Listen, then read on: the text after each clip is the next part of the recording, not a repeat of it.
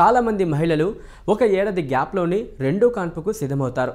ఇది తల్లి బిడ్డ ఆరోగ్యాలపై ఎటువంటి ప్రభావాన్ని చూపుతాయి? అసలు మొదటి కాన్పుకు రెండవ కాన్పుకు మధ్య ఎంత గ్యాప్ ఉంటే మంచిది అనే విషయాల గురించి క్లుప్తంగా తెలుసుకునే ప్రయత్నం చేద్దాం.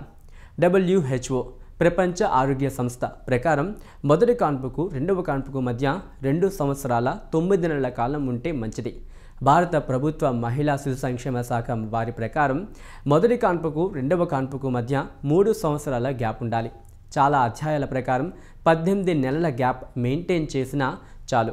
దీని ప్రకారం మొదటి కాన్పుకు రెండవ కాన్పుకు 18 నుంచి 3 ఏళ్ల మేరకు ఎవరి పాసిబిలిటీస్ను బట్టి వారు గ్యాప్ ఇచ్చుకుంటే తల్లికి బిడ్డకు మంచిది.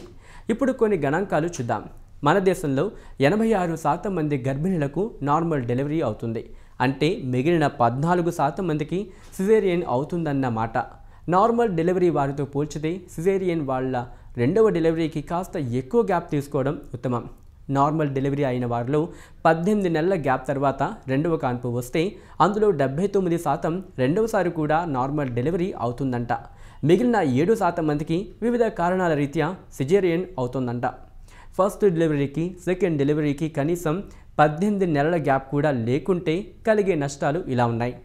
మాయ జరగడం, తరచుగా యోని భాగం ఎర్రగా మారడి, విపరీతమైన బ్లీడింగ్ అవ్వడం, నెలలు నిండకుండానే పిల్లలు పుట్టడం, పుట్టిన పిల్లలు బరువు సాధారణంగా తక్కువగా ఉంటుంది, శారీరకంగా బలహీనంగా ఉంటారు, వ్యాధి నిరోధక శక్తి తక్కువగా ఉంటుంది, వెంటనే పిల్లలు పుడితే వారిని పెంచడంలో తీవ్ర ఇబ్బందులు ఎదుర్కోవాల్సి వస్తుంది, ఆర్థికపరమైన భారం ఎక్కువగా ఎదుర్కోవాల్సి వస్తుంది, మానసిక ప్రశాంతత దెబ్బతింటుంది.